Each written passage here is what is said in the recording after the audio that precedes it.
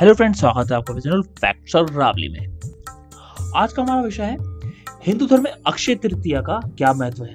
षष्ठी के हिंदू सिद्धांत के अनुसार काल या समय ईश्वर की अभिव्यक्ति है। भूत, वर्तमान और भविष्य सभी एक साथ उसमें मौजूद है, इसलिए काल पुरुष के रूप में ईश्वर कालातीत और उसके दायरे से परे है। हिंदू विचार के अनुसार षष्ठी तब शुरू होती है जब ईश्वर अपनी सकारात्मकता और नकारात्मक दोनों ऊर्जाओं को सक्रिय करता है, और यह तब समाप्त होती है जब वह उन्हें निष्क्रियता की स्थिति में वापस ले आता है।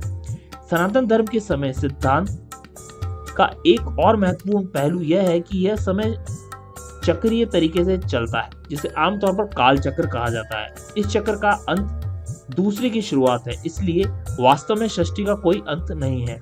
समय की एक विशेष चक्र में कुछ समयावधि होती है जब ईश्वर की सकारात्मक ऊर्जाएं अति सक्रिय होती है, और ऐसी अवधि जब प्रकृति की सकारात्मक ऊर्जाओं अति सक्रिय हो जाती है तो उन्हें मुहूर्त या शुभ समय के रूप में जाना जाता है। पारंपरिक हिंदू शुभ समय का इस सिद्धांत में विश्वास रखते हैं और जीवन के हर पड़ाव और हर कदम पर इसका पालन करते हैं, चाहे वह कोई नया उद्यम शुरू करना हो या कोई महत्वपूर्ण खरीदारी करनी हो। अक्षय तृतीया एक ऐसा समय महत्वपूर्ण अवसर है। यह तिथि हिंदू कैलेंडर के सभी शुभ दिनों में से एक मानी जाती है। अक्षय तृतीया को आखा तीज के नाम से भी जाना जाता है। संस्कृत के अक्षय शब्द का अर्थ है अविनाशी या शाश्वत, या जो कभी कम न हो। जैन कैलेंडर में अक्षय तृतीया एक पवित्र दिन है। इस दिन शुरू किए गए उद्यम या खरीदे गए कीमती सामान सफलता या अनंत सौभाग्य लाने वाले होते हैं। भौतिक लाभ या कहे धन प्राप्ति से जुड़ा अक्षय तृतीया पर सोना खरीदना एक लोकप्रिय गतिविधि है, क्योंकि यह धन समृद्धि का अंतिम प्रतीक है। इस दिन खरीदा और पहना गया सोना कभी कम न होने वाला सौभाग्य का प्रतीक है। हिंदू विवाह समारोह मनाते हैं, नए व्यवसाय शुरू करते हैं। अक्षय तृतीया पर लंबी यात्राएं, योजनाएं भी बनाते हैं। यह सुनहरा दिन हिंदू महीने बैशाख या अप्रैल और मई के शुक्ल पक्ष के तीसरे दिन पड़ता है, जब ज्योतिषीय रूप से सूर्य और चंद्रमा उच्च अवस्था में होते हैं और एक साथ अपनी चमक के चरम पर होते हैं, तो समय से केवल एक बार होता है। इस दिन प्रकृति का सकारात्मक ऊर्जा अति सक्रिय हो जाती है, जिससे इस दिन का प्रत्येक सेकंड शुभ हो जाता है, इसलिए पूर्ण मुहूर्त का दिन है। और यदि अक्षय तृतीया रोहिणी नक्षत्र सोमवार को पड़ती है तो यह और भी शुभ होता है। अक्षय तृतीया के बारे में यह मिथक है कि यह दिन 4 युगों में से दूसरे युग यानी कहे त्रेता युग 7000 ईसा पूर्व की शुरुआत का प्रतीक है। पुराणों के अनुसार ऋषि वेदव्यास ने भगवान गणेश के साथ मिलकर अक्षय तृतीया के दिन महान महाकाव्य महाभारत लिखना शुरू किया।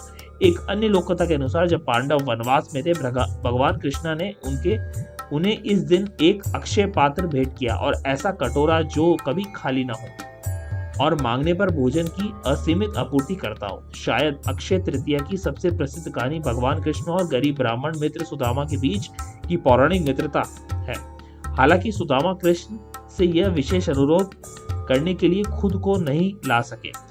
एक दिन बिताने और बचपन के दिनों के सुखद क्षणों को फिर से जीने के बाद सुदामा अगले दिन घर लौटे और पाया कि उन्होंने साधारण झोपड़ी की जगह एक शानदार महल खड़ा था।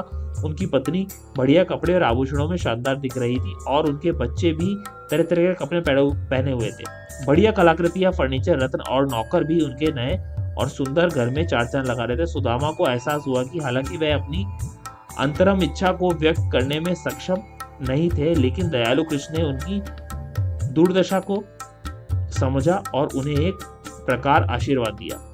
इस दिन बलराम जयंती भी मनाई जाती है। भगवान बलराम को भगवान विष्णु के 10 अवतारों में से भी एक रूप में माना जाता है। भगवान परशुराम का जन्म भी अक्षय तृतीया के दिन हुआ था।